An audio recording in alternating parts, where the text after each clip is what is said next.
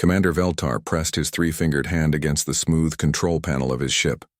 The whispered dawn moved slowly through space, looking for rocks with metal inside them. This was his job for the past 10 years.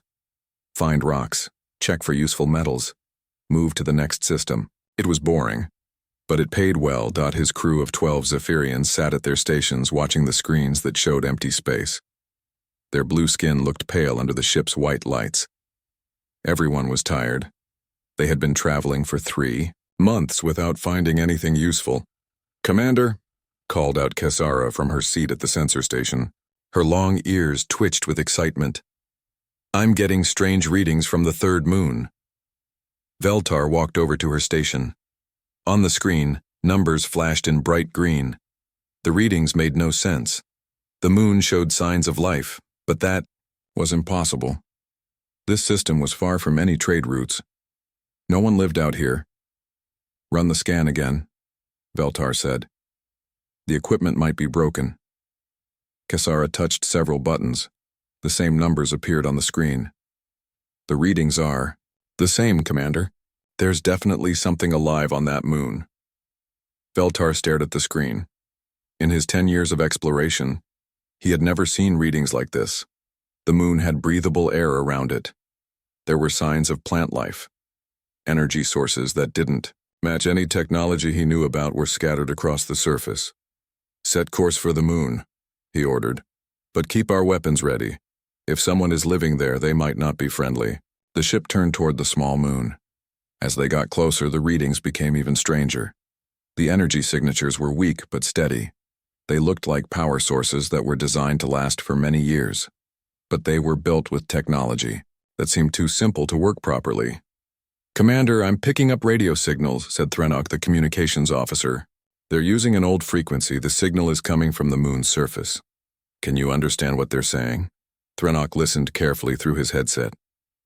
"It's a human language, Commander. They're talking about daily work schedules and something called crop rotation. Humans." Veltar had heard about them during his time at the Space Academy. They came from a planet called Earth and had spread to several colonies before a great war destroyed most of their worlds. That was 50 years ago. The Galactic Confederation had marked humanity as probably extinct. "Are you sure they're human?" "Yes, Commander. I recognize the language patterns from our database." Veltar felt a mixture of curiosity and concern. If humans were alive and living on this moon, they might be survivors from the war. But how had they gotten here? And how were they surviving in such a remote place? "Take us into orbit around the moon," he ordered. "Send them a message using standard first contact protocols." The ship moved closer to the moon's surface. Through the windows, Veltar could see strange structures built into the rocky ground. They looked like metal domes and towers, but they were painted to blend in with the rock.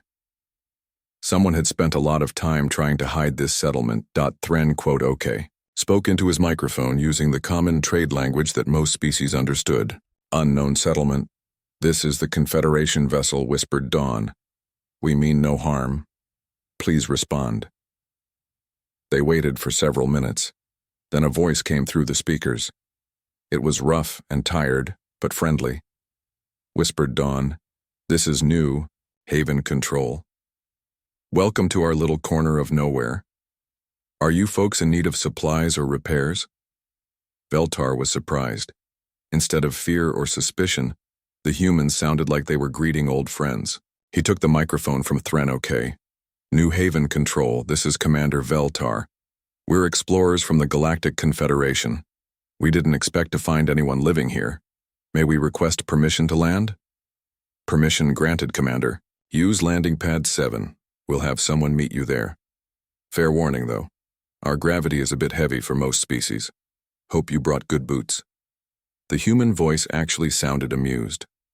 Veltar had never experienced a first contact like this. Usually new species were afraid or aggressive when they met strangers. These humans seemed completely relaxed. The whispered Dawn landed on a metal platform that had been built into the side of a small mountain. As soon as they touched down, Veltar could see why the humans had warned them about the gravity. His legs felt heavy and walking was more difficult than usual. The landing pad was surrounded by strange machines that looked like they had been built from spare parts. Nothing matched, but everything seemed to work properly. Lights blinked in, patterns that made sense. Pipes carried water and air to where they needed to go. It was messy but effective. A small group of humans walked toward their ship. They wore simple clothes made from plant materials and carried tools instead of weapons. The leader was a woman with short gray hair and kind eyes. She looked old enough to have lived through the war that destroyed their worlds. Vel quote.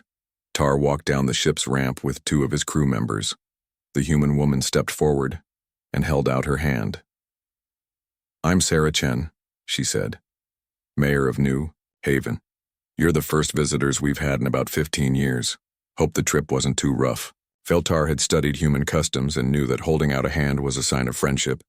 He carefully touched her hand with his own. "I'm Commander Veltar. We're honored to meet you. We thought your species might be extinct." Sarah laughed. It was a warm sound that made Veltar feel comfortable. "Reports of our death have been greatly exaggerated.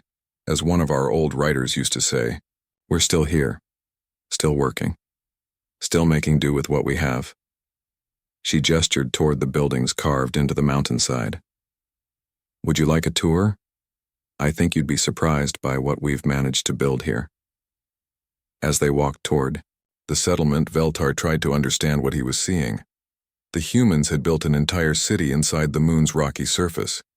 Gardens grew under artificial sunlight. Children played in parks while adults worked on various projects. Everyone looked healthy and happy.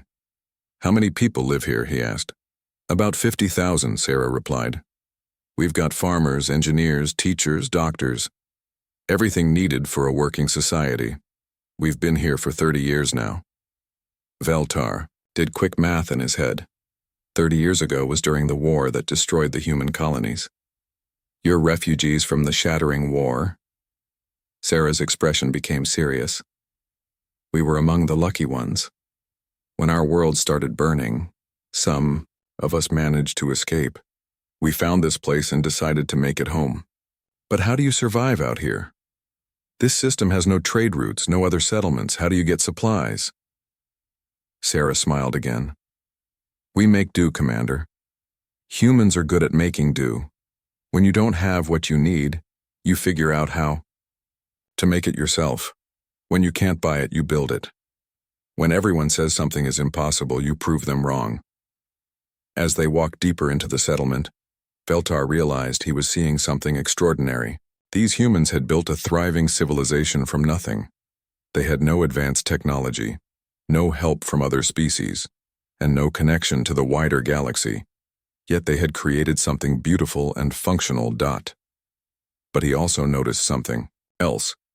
Despite their friendly manner and comfortable lifestyle, these humans were ready for trouble. He could see defensive positions built into the rock walls. The settlement's layout was designed to protect the population if they were attacked. These people had learned to be prepared for anything. "Commander," Sarah said as they stopped in front of a large window that looked out over the main living area, "would you and your crew like to stay for dinner? It's been a long time since we've had guests, and we'd love to hear news from the outside galaxy." Veltar looked at the bustling community below them. Children ran between market stalls, while their parents bought fresh vegetables. Old people sat in groups talking and laughing together. Young adults worked on building projects and mechanical repairs.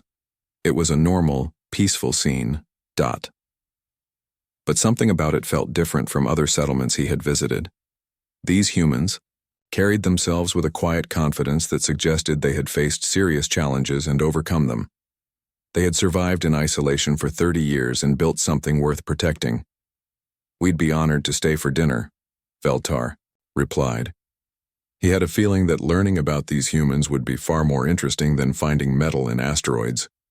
3 days had passed since the Whispered Dawn landed at New Haven. Veltar and his crew had enjoyed learning about human culture. They ate strange but tasty food made from plants grown in underground farms. They watched human children play games that involved running and jumping in ways that would exhaust most alien species. They listened to music created with simple instruments that somehow produced beautiful sounds. The humans had been equally curious about the Zephyrians. They asked questions about other worlds, about the Galactic Confederation, and about the state of the galaxy. Veltar was surprised by how much the humans knew despite being isolated for 30 years. They had kept detailed records of everything they remembered from before their exile. On the morning of the 4th day, Veltar was drinking something called coffee with Sarah Chen in her office. The bitter drink was popular among humans and supposedly helped them stay awake. He was beginning to understand why they liked it. "Your people have accomplished something remarkable here," he told Sarah.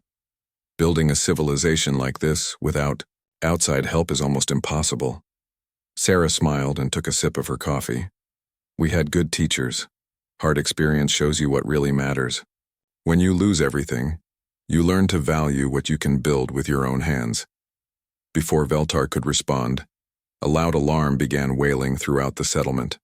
The sound was harsh and urgent, designed to get everyone's attention immediately. Sarah's relaxed expression vanished, replaced by the alert focus of someone trained for emergencies. "What does that alarm mean?" Veltar asked, already knowing from her face that it wasn't good news. "Deep space proximity warning," Sarah said, standing up quickly. "Something big just entered our system." She touched a device on her wrist. "Control, this is Chen. Report." A voice crackled through the small speaker. "Mayor, we've got a massive contact coming in from the asteroid belt. It's huge, ma'am. Bigger than anything in our databases." Sarah and Veltar ran to the settlement's command center, which was built into the highest point of the mountain. The room was filled with humans working at computer stations, their faces tense with concentration. Large screens showed the space around their system. Era from Veltar's crew was already there, working alongside the human technicians. Her blue face had turned pale with fear. When she saw Veltar enter, she spoke in their native language. "Commander, you need to see this. The contact is enormous. It's at least 50 kilometers long and showing organic signatures." Veltar felt his blood turn cold. He recognized those readings from his military training years ago. "Show me the detailed scan." The main screen displayed a three-dimensional image of the object approaching their system. It looked like a living creature, but impossibly large. Its dark hull pulsed with veins of red light. Smaller organisms swarmed around it like insects around a nest. The whole thing radiated malevolent intelligence.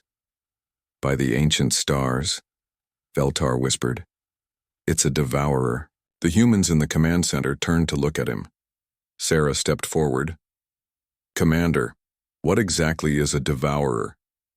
Veltar struggled to find words that could explain the horror heading toward them. "A devourer is a living weapon created by an extinct race called the Architects. They were designed to consume entire worlds and turn the matter into more devourers. The Confederation fought a war against them 300 years ago. We thought they were all destroyed." "How big is it?" asked Marcus Webb, New Haven's chief engineer. He was a thin man with steady hands and sharp eyes. "That one appears to be a hive ship class. It could hold millions of smaller creatures inside it. Once it reaches a planet, it releases them to consume everything alive. Then it eats the planet itself." Sarah absorbed this information without showing panic. "How long do we have?" Kessera checked her instruments. "At its current speed, approximately 48 hours until it reaches our moon." "What kind of weapons does the Confederation use against these things?" Veltar shook his head.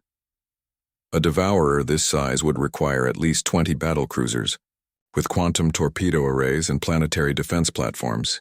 Even then, victory wouldn't be guaranteed. My ship has good shields and some weapons, but nothing that could hurt something like that." Sarah turned to address the entire command center. "All right, people, you heard the situation. Send out the recall signal. All off-site teams return to base immediately. Activate Protocol Defiance. All department heads report to the main conference room in 30 minutes. As the humans began carrying out her orders with calm efficiency, Veltar felt confused. "Sarah, we need to evacuate your people. My ship can carry about 200 passengers. It's not much, but we can save some of them." Sarah looked at him, with an expression that was both grateful and determined. "Thank you, Commander. That's a generous offer, but we're not leaving." You don't understand. That thing will kill everyone here. Your weapons can't possibly hurt it. Maybe, Sarah said. Maybe not. We've faced impossible odds before. The key is not to fight the enemy on their terms. You fight them on yours. Veltar watched as more humans entered the command center. They moved with purpose but without panic. Some were young adults who had been born on this moon. Others were older people who remembered the war that brought them here. All of them looked ready to fight. "This is madness," he said. "That creature has destroyed entire planets. Your settlement can't possibly survive." Marcus Webb looked up from a computer console where he was pulling up technical diagrams. "Commander, with respect, you don't know much about humans. We specialize in surviving things that should kill us. It's what we do." Over the next few hours, Veltar watched in amazement as New Haven transformed itself. The peaceful settlement became a military base with incredible speed. Children were moved to the deepest shelters. Adults took positions at weapon systems that Veltar hadn't even noticed during his tour. The humans had hidden their defenses well. Gun positions emerged from fake rocks. Missile launchers rose from underground storage. The entire settlement had been designed to become a fortress when needed. "How long have you been preparing for something like this?" Veltar asked Sarah as they stood in the main hangar watching pilots prepare their ships for launch. "Since we arrived," she replied. "We learned during the Shattering War that peace is something you have to fight for. Being ready for trouble is the price of staying alive." The human pilots were climbing into ships that looked like they had been built from spare parts. They were small, fast vessels originally designed for mining operations, but Veltar could see that the humans had modified them with weapons and armor. "Those ships can't hurt a devourer," he said. "Directly?" "No," admitted Captain Torres, the leader of the pilot squadron.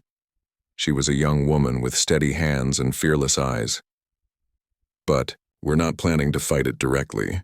We're going to hurt it in ways it doesn't expect." "What do you mean?" Sarah pulled up a holographic display showing the approaching devourer. "We've studied every piece of information about these creatures that exists in the Confederation databases. They're powerful, but they're not perfect. They have weaknesses." She pointed to specific areas on the creature's hull. "Devourers rely on distributed nervous systems. If you can disrupt the neural pathways that connect different parts of the organism, you can cause temporary paralysis or confusion." Marcus added, "They also have vulnerable feeding ports along their undersides. These are heavily armored, but they have to open periodically to process consumed matter. If you hit them at the right moment with the right kind of weapon, you can cause significant damage." Veltar stared at the humans around him. They were planning to attack one of the most dangerous creatures in known space using mining ships and improvised weapons. It should have been impossible. But as he listened to their plans, he began to understand that these people had thought of everything. "You're serious about this," he said. "Dead serious," Sarah replied. "Commander, we've been running and hiding for 30 years. We're tired of running. This is our home now, and we're going to defend it." The devourer continued its approach, growing larger on their sensors with each passing hour. Its arrival would bring death and destruction on a scale that few species had ever witnessed. But as Veltar looked at the determined faces around him, he began to believe that maybe, just maybe, these humans might actually have a chance. "What do you need from me and my crew?" he asked. Sarah smiled. And for the first time since the alarm had sounded, she looked genuinely happy. "We need you to do what you do best, Commander. We need you to help us explore the impossible and find a way through it." The war for New Haven was about to begin, and Veltar had chosen his side. The devourer arrived exactly when the humans predicted it would. Veltar stood in New Haven's command center, watching the massive creature fill their main viewing screen. Up close, it was even more terrifying than he had imagined. The thing was not just big, it was alive in a way that made his skin crawl. Its dark hull moved like breathing chest, and the red veins of light pulsed like a heartbeat. Smaller creatures, each the size of a normal spaceship, swarmed around it like blood cells. "Visual contact established," reported Lieutenant Kim Park from her sensor station. "The target is beginning its approach pattern." Sarah Chen stood beside Veltar, completely calm despite facing the most dangerous creature in known space. She wore simple combat gear and carried a handheld radio. Around them, human technicians worked at their stations with steady focus. "Pilots report ready," came a voice through the communication system. "Awaiting your orders, Mayor." Sarah lifted her radio. "This is Chen. Execute Plan Alpha. All squadrons, you are cleared for launch. Remember, hit fast, hit hard, and come home safe." Through the command center's windows, Veltar watched as dozens of small human ships launched from hidden bays throughout the settlement. They looked like toys compared to the approaching monster. Each ship carried 2 or 3 crew members and weapons that seemed far too small for the task ahead. "This is madness," muttered Threnok, one of Veltar's crew members. "They're flying directly at that thing." But Veltar was beginning to understand that the humans weren't being foolish. They were being precise. As he watched, the small ship spread out in a complex pattern that avoided the Devourer's main weapon arrays while targeting specific points on its hull. "Squadron 1, target the neural cluster at coordinates 77 Alpha, Sarah spoke into her radio. "Squadron 2, focus on the feeding port near the creature's center. Wait for my signal." On the main screen, the Devourer began firing at the approaching human ships. Massive beams of energy lit up space, but the human pilots were ready. They flew in random patterns that made them almost impossible to hit. When the creature's weapons did get close, the pilots used their ship's superior speed to escape. "How are they avoiding those weapons?" Cassara asked. "Those energy beams should be destroying them instantly." Marcus Webb looked up from his engineering station. "We studied the Devourer's weapon systems from the Confederation database. The creature aims by predicting where targets will be, not where they are. If you fly randomly enough, its targeting system can't keep up." The first wave of human ships reached the Devourer's hull. Instead of trying to damage the thick armor directly, they fired strange weapons at specific points. Veltar recognized some of the technology: electromagnetic pulse generators, sonic disruptors, and chemical sprayers that had been built from mining and farming equipment. "Direct hit on Neural Cluster 77 Alpha," reported Captain Torres from her ship. "The creature's response time in that sector is dropping." "Squadron 2 is in position," called another pilot. "Feeding port is beginning to open. We can see the interior." "Fire everything you have," Sarah ordered. The human ships unleashed their improvised weapons into the Devourer's open feeding port. Explosions bloomed inside the creature's body as chemical charges detonated against unprotected tissue. The massive organism let out a sound that could be heard even through space, a roar of pain and anger that made everyone in the command center flinch. But the Devourer was far from defeated. Smaller creatures began pouring from openings along its hull. They moved like living ships, each one armed with weapons designed to destroy ground targets. Within minutes, hundreds of them were heading toward New Haven's moon. "Spawn ships incoming," Kim Park reported. "Estimated time to surface. Impact 23 minutes. All fighter squadrons return to base," Sarah ordered. "Ground defense teams prepare for Phase 2. As the human pilots raced back toward their hidden landing bays, Veltar saw something that amazed him. The small attack had actually hurt the Devourer. Parts of its hull were dark where the electromagnetic pulses had disrupted its nervous system. Fluid leaked from the damaged feeding port. The creature was still incredibly dangerous, but it was no longer perfect. "How did you know that would work?" he asked Sarah. "We didn't," she replied honestly, "but we knew sitting here and doing nothing definitely wouldn't work. So we tried something that might work and adjusted our plans based on what happened." The spawn ships reached New Haven's surface and began landing in the area around the settlement. Each one was the size of a small building and carried dozens of bioengineered soldiers. The creatures that emerged looked like a nightmare combination of insect and machine. They had sharp claws, armor-plated skin, and weapons that fired acid instead of bullets. But the humans were ready for them. Hidden weapons positions throughout the mountains opened fire as soon as the spawn ships landed. The creatures found themselves walking into carefully prepared kill zones where human defenders had every advantage. Gun positions built into fake rocks provided cover while delivering precise fire.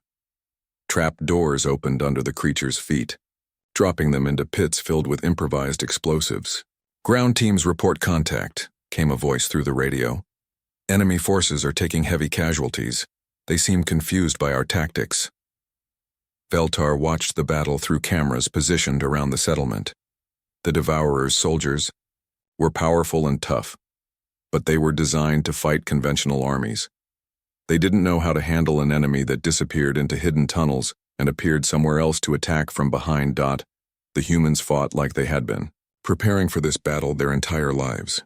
Teams of defenders would engage the creatures in open combat, then retreat into the mountain tunnels. When the creatures followed, they found themselves lost in a maze of passages that led to more traps and ambushes. "They're learning our tactics," reported Sergeant Rodriguez, one of the ground commanders. "The creatures are starting to avoid our obvious trap locations. Then we switched to the non-obvious ones," Sarah replied. "Activate the secondary defense systems." Veltar didn't understand what she meant until the ground around several spawn ships suddenly exploded upward. The humans had buried massive charges under fake ground that looked solid but was actually thin material covering deep holes. Entire groups of creatures disappeared as the ground swallowed them. "The children's playground was fake?" Veltar asked in amazement. Marcus grinned. "The whole thing. We built it over one of our biggest mine shafts. Kids knew to stay away from that area during drills. But the most impressive part of the human defense wasn't their weapons or their traps. It was how they adapted to each new threat. When the creatures started using acid weapons to dissolve their cover, the humans switched to positions that could be quickly abandoned. When the creatures learned to avoid certain types of traps, the humans activated different traps that worked in completely different ways. "How are they doing this?" Kessera asked. "Their coordination is incredible." "Practice," Sarah said simply. "We've run defensive drills twice a week for 30 years. Every person in this settlement knows exactly what to do when we're under attack." The battle continued for hours. Wave after wave of creatures poured from the spawn ships, but the humans kept finding ways to defeat them. They used the creatures' own weapons against them by rigging captured equipment into booby traps. They turned mining explosives into guided missiles. They even used their knowledge of the local environment to trigger rock slides that buried entire groups of enemies. But Veltar could see that the humans were getting tired.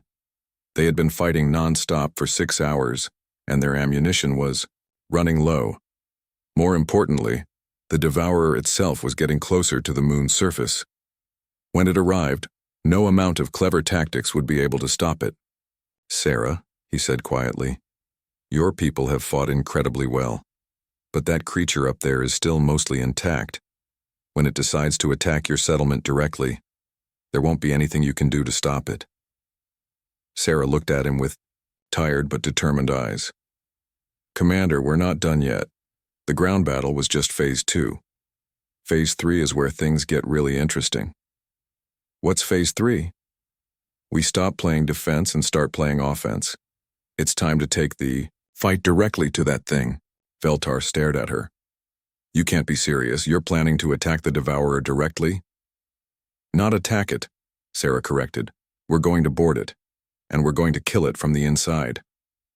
Looking at the determination in her eyes, Veltar realized that these humans had not yet shown him their most dangerous quality.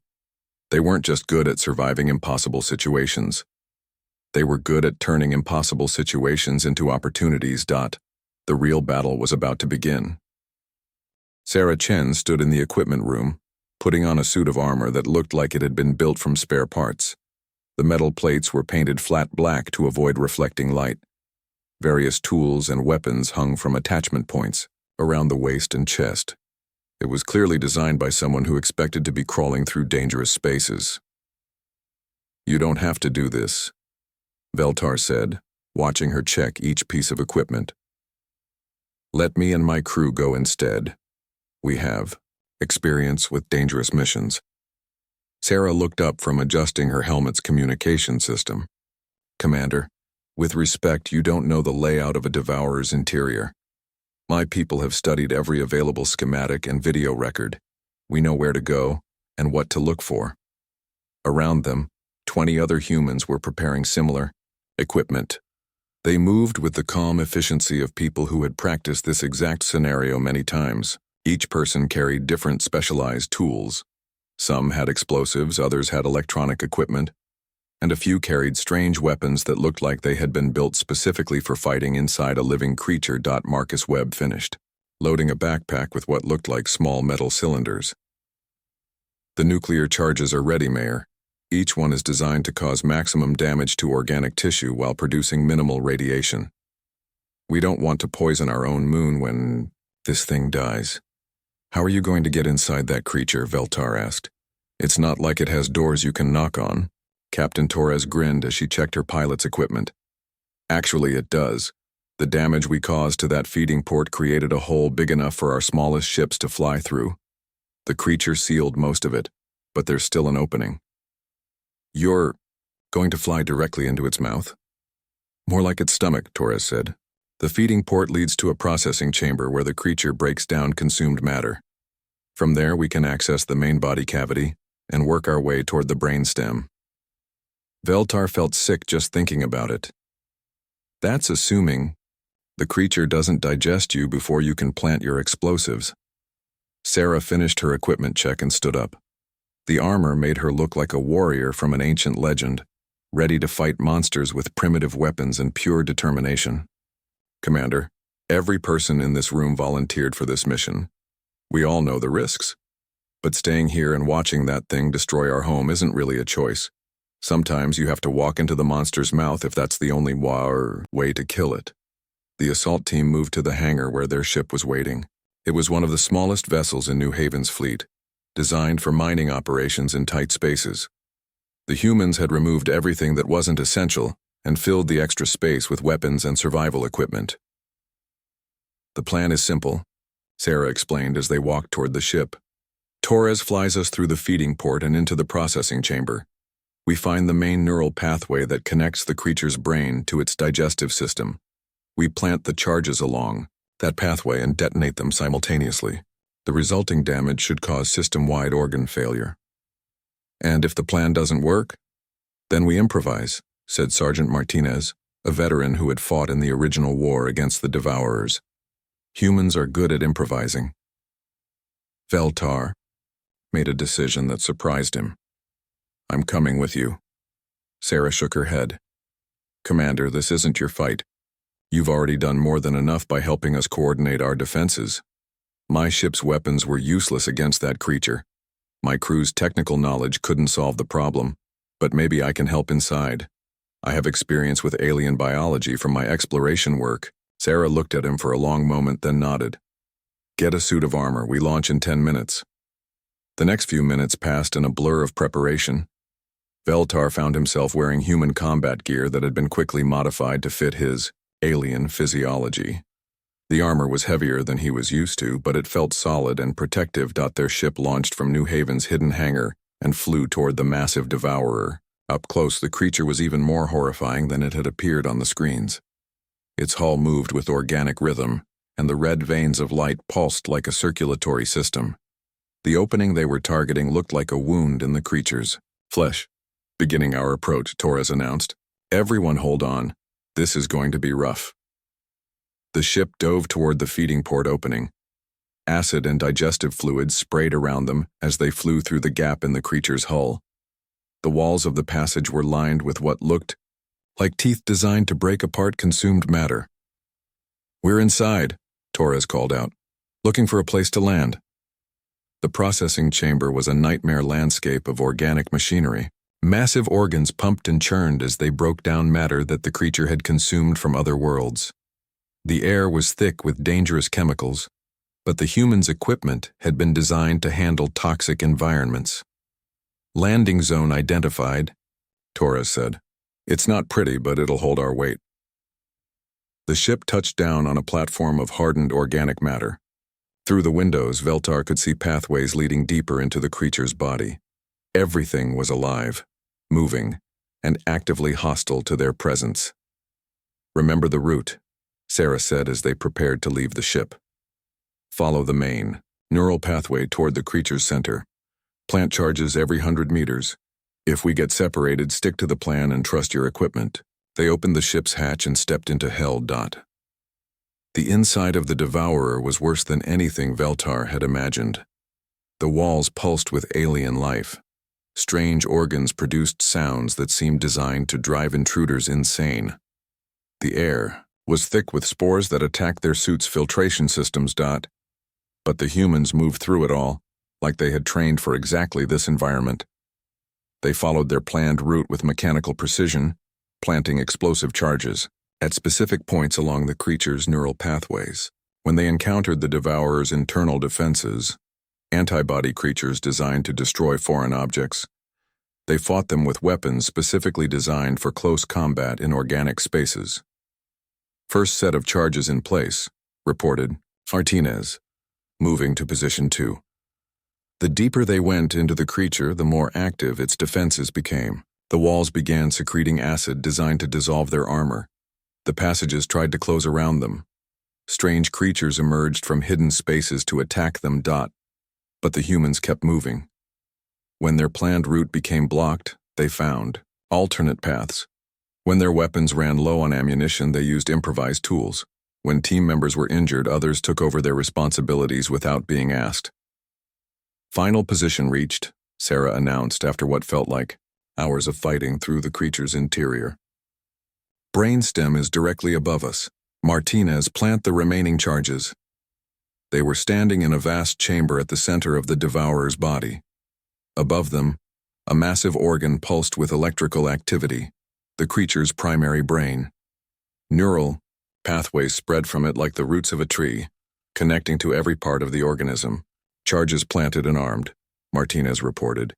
Detonation in 60 seconds. Everyone back to the ship, Sarah ordered. Move fast, but stay together. They ran through the passages they had marked on their way in, racing against time as the creature's defenses tried to stop them. The Devourer had realized what they were doing and was mobilizing every weapon it had to prevent their escape. 30 seconds, Torres called out as they reached their ship. They threw themselves through the hatch and Torres immediately began the launch sequence. The ship lifted off just as acid began pouring from the chamber's ceiling. 10 seconds to detonation, Sarah announced. They flew through the feeding port opening and out into open space just as the nuclear charges exploded inside the creature's body. The Devourer convulsed like it had been struck by lightning. Its hull cracked in dozens of places as the neural damage spread throughout its massive body. But it wasn't dead yet. It's still alive, Veltar said in amazement. How is it still alive? Devourers are tough, Sarah replied. But look at its movement patterns, it's damaged. Badly. The creature was clearly dying, but it was also clearly angry. Its remaining weapons turned toward New Haven's moon with murderous intent. If it was going to die, it planned to take the human settlement with it.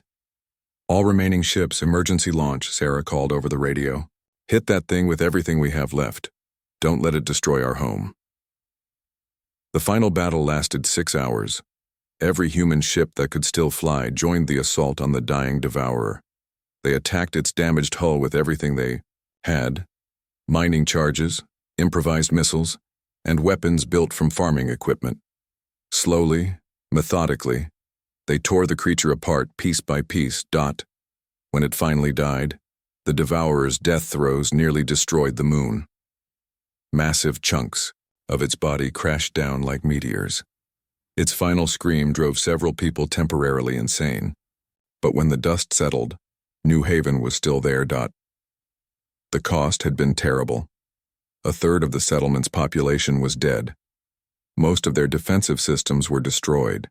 The surface of their moon was scarred with craters and wreckage. But they had won. As Veltar helped coordinate rescue efforts in the damaged sections of. 6 months after the battle with the Devourer, Veltar sat in his ship's communication room, finishing the most important report of his career. The document had grown to over 300 pages as he tried to capture everything he had witnessed. At New Haven, every detail mattered because this report would change how the entire galaxy viewed humanity. Commander, we're receiving a priority message from Confederation Command, announced Cassara from the bridge. They want to speak with you immediately. Veltar saved his work and walked to the main communication console. The holographic image of Admiral Zenthar appeared, her 4 eyes showing both curiosity and concern. She was one of the highest-ranking officers in the Confederation fleet and had fought in more battles than most people could imagine. Commander Veltar, I've read your preliminary reports about the human settlement. I need you to confirm something for the record. Did these humans actually defeat a hive ship-class devourer using improvised weapons and mining equipment? Yes, Admiral. I witnessed the entire battle. They not only defeated it, they did so while protecting their civilian population and minimizing their own casualties. Admiral Zenthar was quiet for several moments. Commander, in 300 years of Confederation military history, we have never successfully defeated a hive ship-class devourer without losing at least half our attacking fleet. How did a group of isolated humans accomplish what our best military forces couldn't? They didn't fight it the way we would have, Admiral.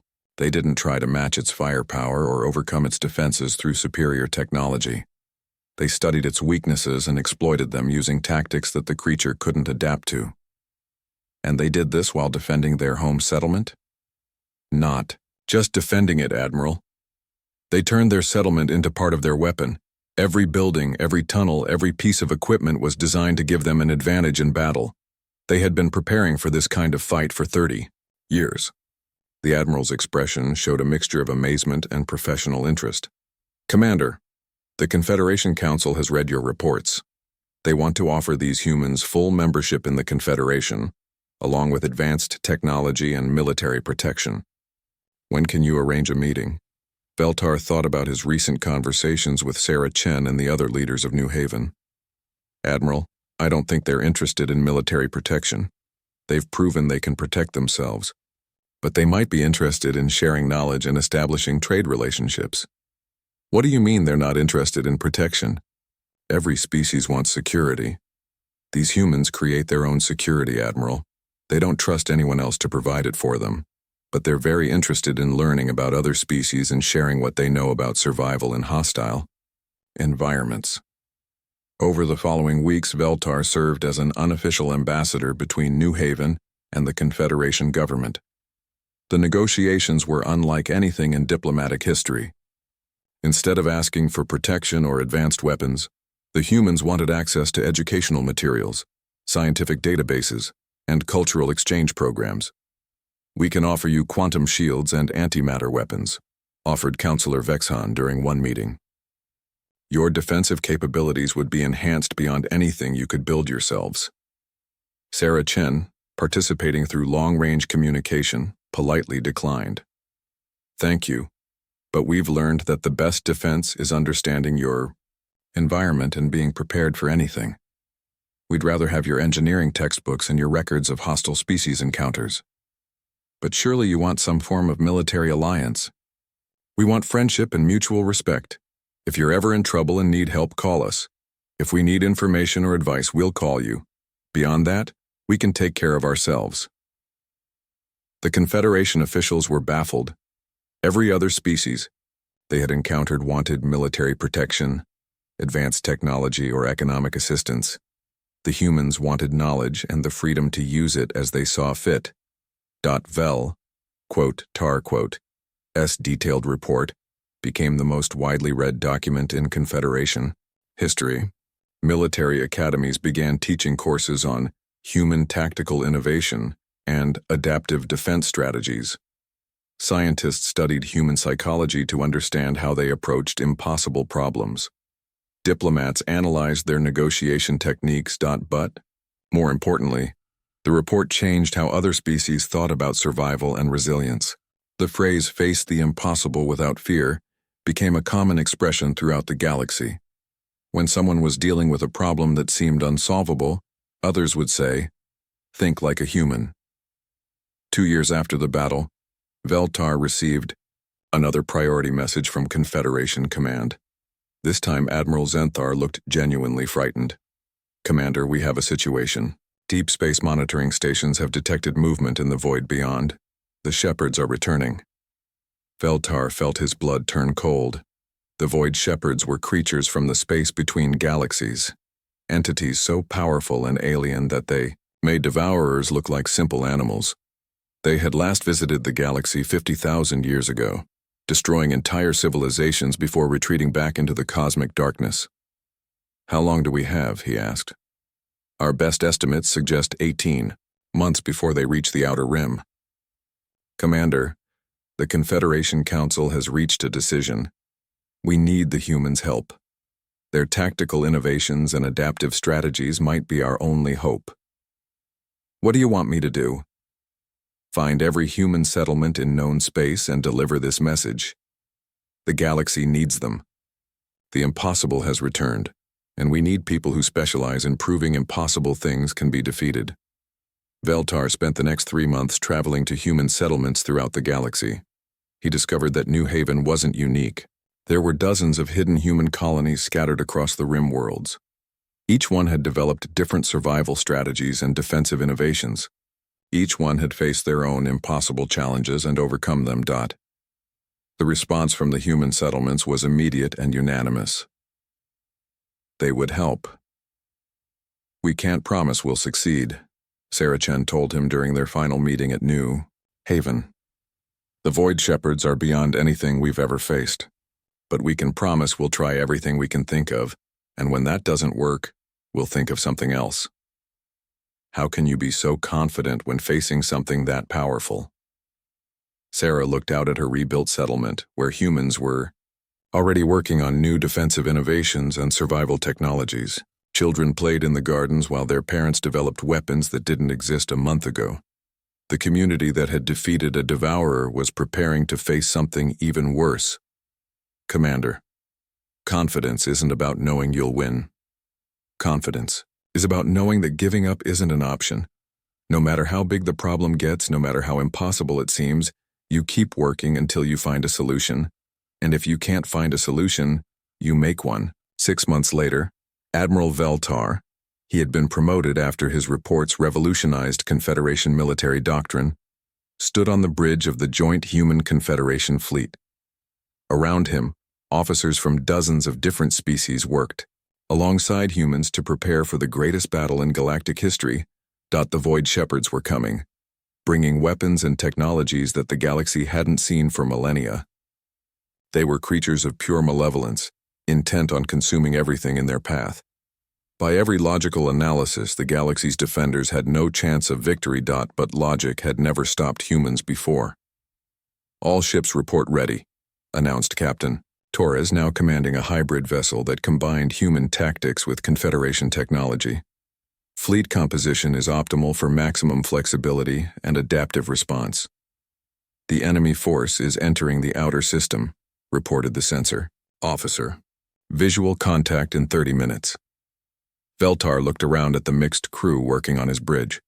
Humans, Zephyrians, Andorians, and a dozen other species had come together to face the impossible. The humans had taught them all something valuable: that the universe's most powerful weapon wasn't superior technology or ancient wisdom. It was the refusal to accept defeat, even when defeat was the only logical outcome. "All ships prepare for combat," Veltar announced to the fleet. "Remember what we learned from the humans. The impossible just means we haven't found the right approach yet. Today, we find that approach." As the Void Shepherds emerged from the wake, darkness between stars, bringing terror that had destroyed civilizations throughout history, the combined fleet moved to meet them. At the center of the formation, flying ships that looked like they had been built from spare parts but fought like precision instruments, the humans led the charge. They faced the impossible without fear, because that's what humans did. And for the first time in 50,000 years, the impossible was about to learn what it meant to face humanity. The battle for the galaxy was about to begin, and this time, the galaxy had learned to fight like humans.